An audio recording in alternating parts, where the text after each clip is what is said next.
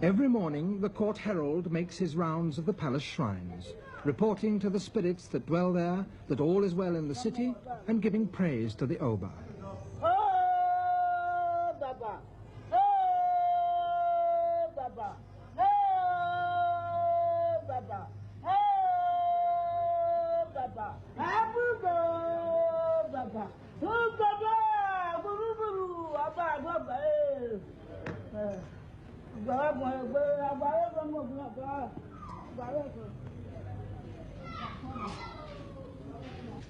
In their quarters, pages are preparing themselves.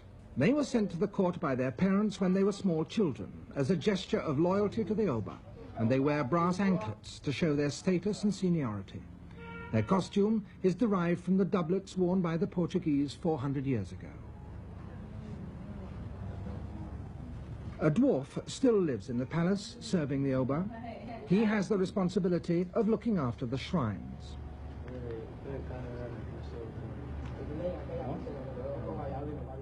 Leather caskets containing kola nuts are brought from special storage places to be used in the Ematon ceremony.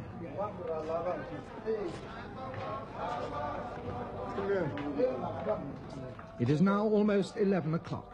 The chiefs of the Ibiwe society have been singing for hours.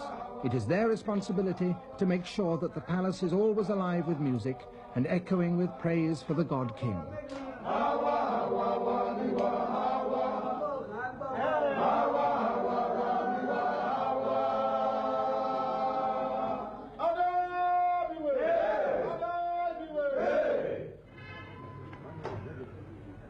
And now, an announcement.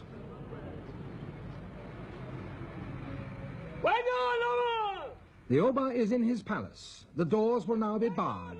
Ematon is now to begin.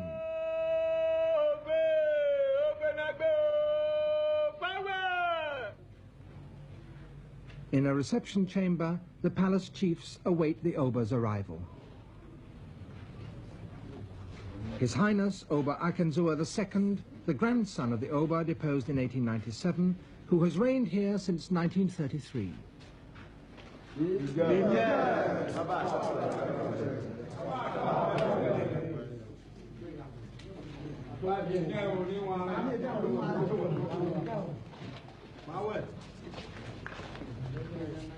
And now the chiefs, one by one, declare their loyalty.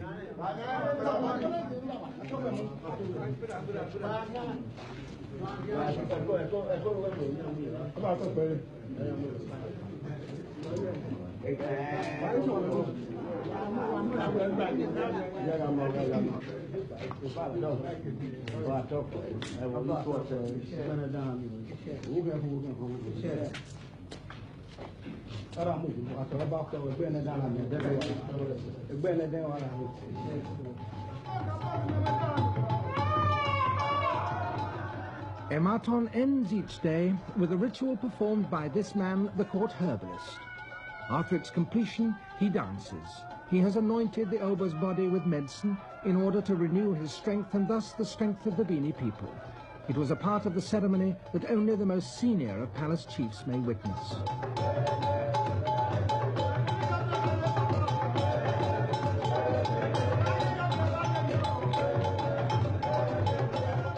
The herbalist's cloak is sewn with magic charms, skulls of animals, pieces of horn, and fragments of metal.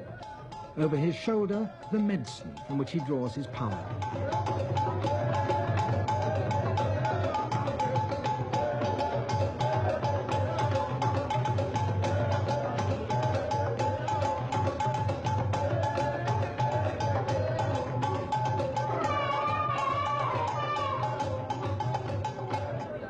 Meanwhile, outside the palace, the Oba's subjects are assembling.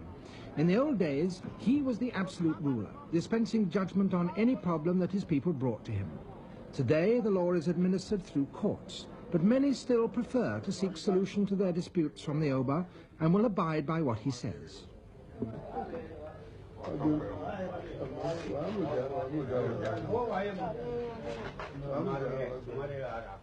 This man has come from an outlying village to seek permission to hold a religious festival.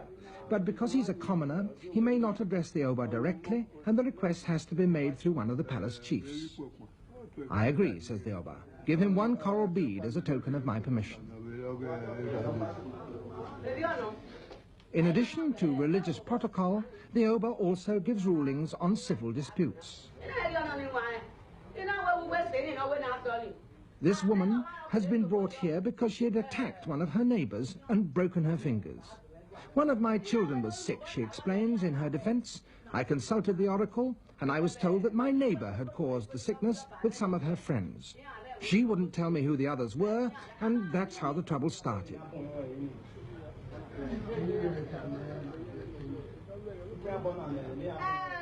The chief suggests that someone should go down to the village to sort things out.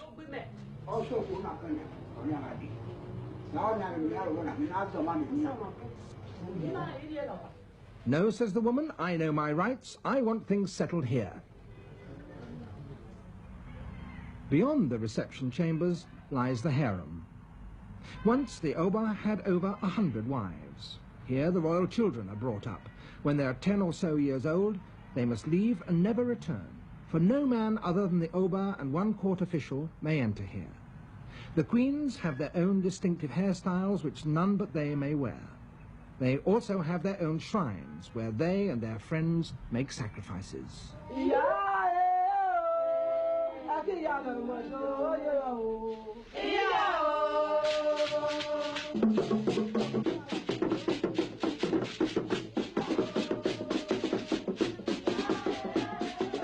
The particular divinity they worship here is Olokun, the spirit of water, and therefore of fertility.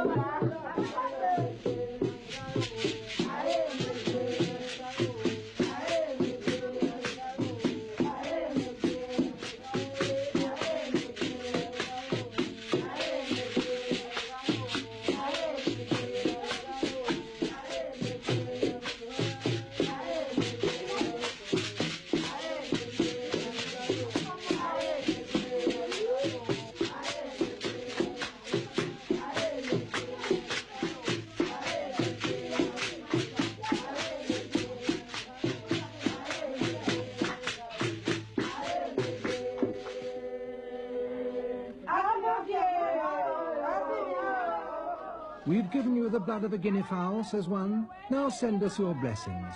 Thank you, Queen of the Water, says another, for delivering me safely of a child.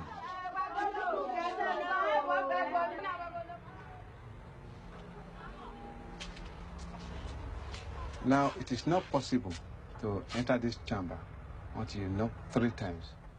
The most sacred shrines belong to the Oba himself, and I'm taken to see those by one of his sons. So I'm going to knock at the door 3 times before I open it. Prince Humphrey Akenzua is a graduate in anthropology from a Nigerian university. He's also a believer both in Christianity and the traditional practices of his people. This is where we keep our shrine for the departed Oba or the late Obas. Now, this chamber is very important to us. It's always a secret chamber.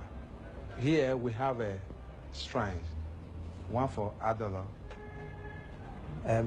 This one here is for my grandfather, Eweka II. Yes.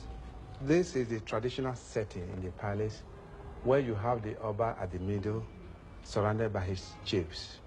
Now, the model you have here is a bronze cast of my grandfather, Eweka II. Now, you see, we have two chiefs here, the front chief carrying what we call asa. In terms of warfare, these materials are usually used to guide the Oba from attack. Oba was one time a warrior. And what are these? These are thunderbolts. Thunderbolts? Thunderbolts, yes. We collect them for our shrine because we believe that they are very, very powerful. And do they come from the sky? Yeah, they come from the sky. They look like axes, don't they? They do, but I think they have a natural shape. It is not carved. These are not carved by human hand? No, it's not carved by human hand. Because we find such things elsewhere in the world made of stone, and they are there used for cutting, but here that is not so. No, it's not so. Yeah. They are usually done from the ground. I see.